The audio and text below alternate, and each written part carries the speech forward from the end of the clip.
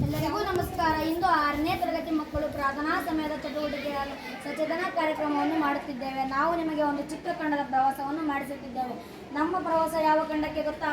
Europe ಖಂಡಕ್ಕೆ. ಮಕ್ಕಳೇ, Europe ಖಂಡದ ಬಗ್ಗೆ ನಿಮಗೇನು ಗೊತ್ತು? ಸರ್, ಯುರೋಪ್ ಖಂಡವು ಏಷ್ಯಾ ಖಂಡದ ಪಶ್ಚಿಮ ಭಾಗದಲ್ಲಿದೆ.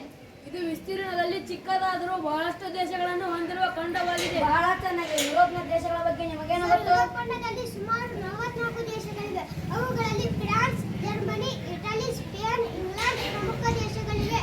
ಯುರೋಪ್ ಖಂಡದ ವಿಸ್ತೀರ್ಣ ಸುಮಾರು 1.4 ಕೋಟಿ ಚದರ ಕಿಲೋಮೀಟರ್ಗಳು. ಅಲ್ಲಿನ ಪ್ರಮುಖ ನದಿಗಳು ಯಾವುವು? ಡ್ಯಾನ್ಯೂಬ್ ನದಿಯು ಯುರೋಪ್ನ ಅತಿ ಉದ್ದವಾದ ನದಿ. ಓಲ್ಗಾ, ರೈನ್ ಪ್ರಮುಖ ನದಿಗಳು. ವೋಲ್ಗಾ ನದಿಯು ರಷ್ಯಾ ದೇಶದಲ್ಲಿ ಹರಿಯುತ್ತದೆ. ಯುರೋಪ್ನ ದ್ವೀಪಗಳ ಬಗ್ಗೆ ನಿಮಗೇನು ಗೊತ್ತು? ಯುರೋಪ್ ಖಂಡದಲ್ಲಿ ಬ್ರಿಟನ್ ದ್ವೀಪ, ಐರ್ಲೆಂಡ್ ದ್ವೀಪ, ಸಿಸಿಲಿ ದ್ವೀಪ ಪ್ರಸಿದ್ಧ. ಅಲ್ಲಿನ ಪ್ರಮುಖ ಬೆಳೆಗಳು ಯಾವುವು? ಗೋಧಿ, ಜೋಳ, ಆಲೂಗಡ್ಡೆ, ದ್ರಾಕ್ಷಿ, ಸೇಬು ಯುರೋಪ್ ಖಂಡದ ಪ್ರಮುಖ ಬೆಳೆಗಳು.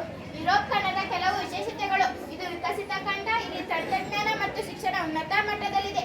ಇಲ್ಲಿ ಹಿಮಪಾತ ಬೀಳುವ ಪ್ರದೇಶಗಳು ಹೆಚ್ಚಿವೆ. ಯುರೋಪ್ನಲ್ಲಿ ಹಳೆಯ ಇತಿಹಾಸ ಮತ್ತು ಸಂಸ್ಕೃತಿ ಇದೆ. ಮಕ್ಕಳೇ, ಯುರೋಪ್ ಖಂಡದ ಬಗ್ಗೆ ನೀವು ಚೆನ್ನಾಗಿ ತಿಳಿದುಕೊಂಡಿದ್ದೀರಾ.